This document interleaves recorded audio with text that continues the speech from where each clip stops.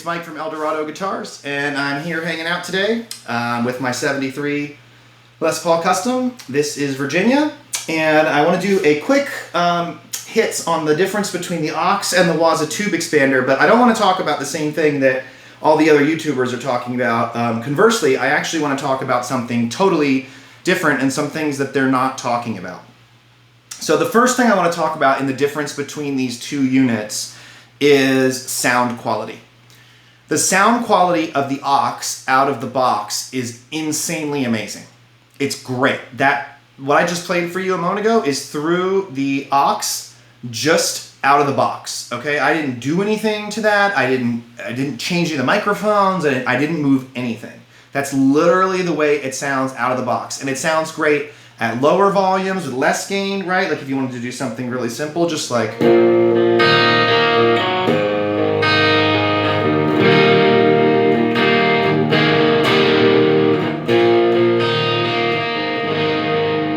And then obviously it sounds great with a more gain like I was playing for you a moment ago, right? Like.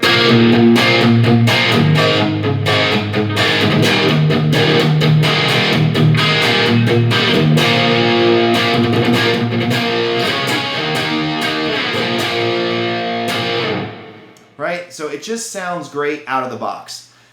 The Waza, on the other hand, does not sound awesome out of the box. Unfortunately, the speaker sims and stuff that come with the Waza are not awesome. So let me explain to you what I mean. I'm going to switch over to the Waza now, so hold on for one moment while I just switch over. And I'm just going to move the cable. I'm not actually changing anything, just for the record. So I'm not changing the amp or anything at all, right? I'm literally just going to change over to the Waza, okay? And I'm gonna change the software here, and I'm gonna set the Waza to their regular kind of thing that they call 4x12 classic stack, which I believe is a greenback stack. The aux clip I just played you was on a greenback setting, greenback punch in the aux. So here is greenbacks through the Waza with the default software, okay? So here's what it sounds like. I'll turn up the volume a little bit, sorry about that.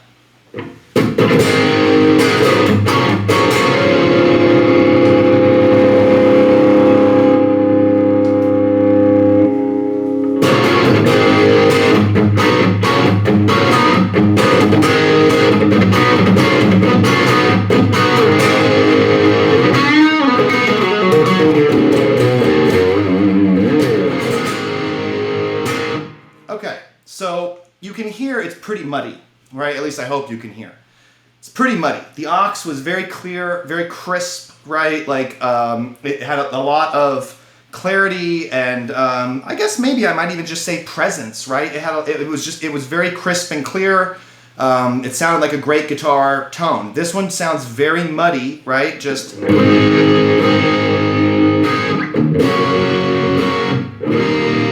Very mid-rangey, a lot of low mids in there. The treble is really rolled off. Now, you could correct this in your amp or whatever, you know what I mean? But I just think that the sound quality of this particular, these ones that come with the Waza are not that great, right? So the sound quality of the Waza is not as good as the sound quality of the aux. Now, you're probably like, hold on, Mike, there are IRs. You're right. So with the Waza, you can load IRs into it, okay? So here is our sound of the classic stack, one more time, okay?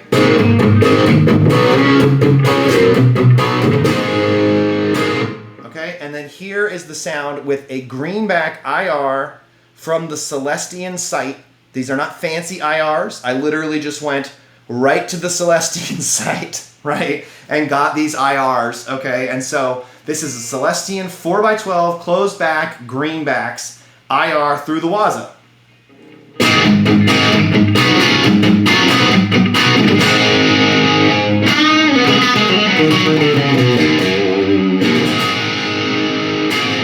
Obviously a lot better, right? I mean, it's like night and day.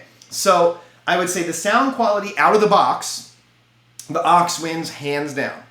When you start adding the IRs into the mix, the Waza can compete with the aux, okay? And some might even say that the Waza might be better than the aux because the Waza, I can load whatever IRs I want. In the aux software, you're stuck with the speaker sims and the mic sims and stuff that they have in the aux software. Now, that being said, I don't think Universal Audio gets enough credit for making those, like, they sound awesome, right? And people should be sitting there going, hey, I think people just take for granted how good the aux sounds. It sounds so good. I mean, I had to send my aux in for repair for a week, and when I got it back, my ears had kind of cleared from EQ fatigue, and things like that, and like, I got it back and I was just like, oh my God. I was like, this sounds so good. I played for like 2 hours, right? Just through the aux, just on the default setting, just jamming, because it sounded so good. I think the UA does not get enough praise for how great the aux sounds. It sounds incredibly awesome. The Waza, unfortunately, out of the box, does not sound awesome. But if you load IRs into it, it will. But IRs cost what? Money, friends. Okay, so if you buy the Waza, you better be ready to shell out, $100 or more in IRs if you don't have any IRs, right? To get the Waza on a comparable sound level to the aux, and that's kind of a big bummer, especially since the Waza costs $50 more than the aux retail, I believe, right? So kind of a bummer.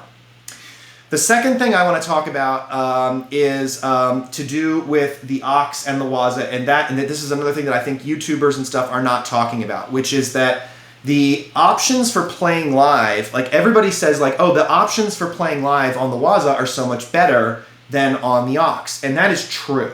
Okay, that is true. The aux is absolutely a tool for studios, home use, jamming out, getting through the monitors, playing at night with your headphones, playing along to jam tracks, right?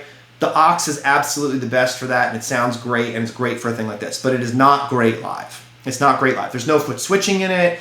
The attenuation is, mediocre. The line outs are 1/4 inch balanced, it's just not very good, okay? So the Waza is much better for live use, right? And YouTubers have covered that in its entirety, right? All the different outputs on the back of the Waza and everything. So go watch another YouTuber video where they break down every bell and whistle. I'm not doing that, right? But what I'm gonna tell you is that the Waza is not as good as it seems. What do I mean by that? The Waza boasts a lot of things, right? Like it boasts, for example, that it has an effects loop. And this is really my biggest gripe, is that it boasts that it has an effects loop. And it's like, you can add an FX loop to any old amp. So like, for example, I have an old JCM 800 here from 1986. Sounds awesome. I want to put an effects loop in it, right? But unfortunately, the effects loop on the tube amp expander sucks. It sucks. It's a really shitty loop. Whether you use it in series or parallel, it's really shitty. The loop is really bad. It sucks a lot of tone. Your tone loses a lot of low end. It loses a lot of just like punch and snap. The tone gets a little thinner and lighter and airier. Now, maybe some people might prefer that, right? The only analogy I can make is the Slash amp here, the AFD 100, has a switch on it where you can turn the loop on and off. And when you turn the loop off, you do hear a noticeable difference in the amp.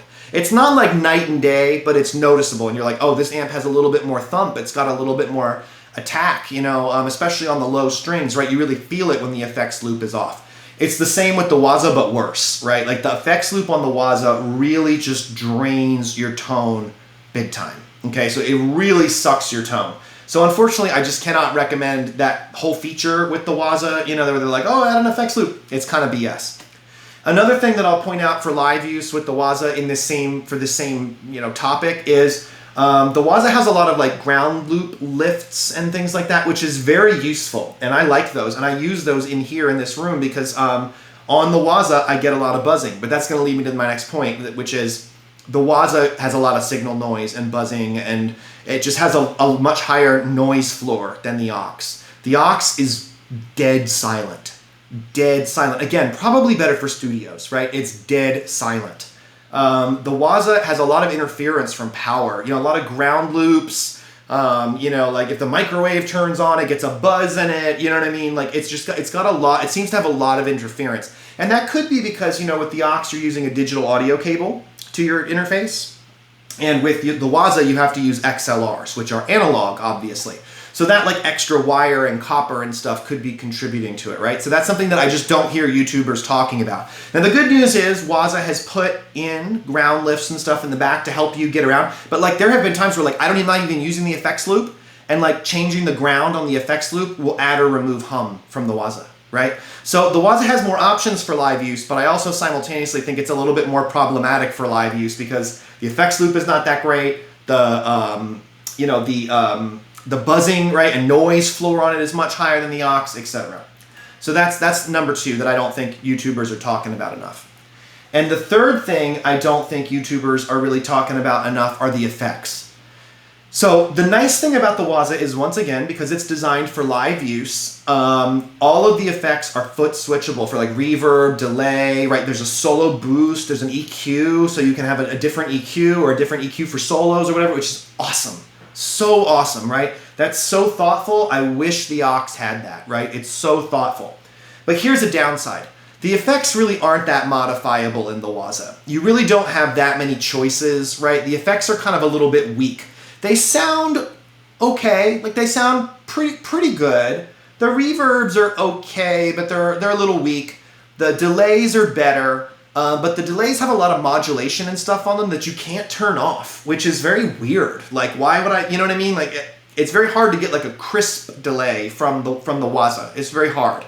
So the pluses is you can foot switch everything. The negative is the effects themselves don't sound that good. The aux, on the other hand, again, and I don't think people talk about this enough, is the effects are awesome. Now, they're not, you can't do anything with them on the unit, right? Like on the Waza, I can change the reverb here. I can, turn things with a foot switch. The aux, you can't do any of that, okay? The aux, everything has to be done through the software, which is kind of a bummer. But once again, sound quality. The aux's effects quality is vastly superior to the tube amp expander. It's vastly better. The reverbs are awesome. I honestly, on the aux, I use the one a lot that just says like pristine room clean, I think is what it's called. And it sounds awesome, right? There's so many, and they just sound great. And you can really hear them if you strum a chord like really short and stop it, right? And you'll hear the reverb, and like the aux reverbs just sound so good. And that makes sense because UA makes studio quality plugins. So I think they just took some of their plugins and they just applied them to the aux, right? Like that's all they did. So and the reverbs, you have so many options, right? You get the full studio like interface where you can tweak all the knobs and all the levels and everything, right? Whereas with the Waza, you've got like just a couple of little things you can change, more like a pedal, right? Which makes sense because it's made by Boss, right? So it's like it's just more like a pedal.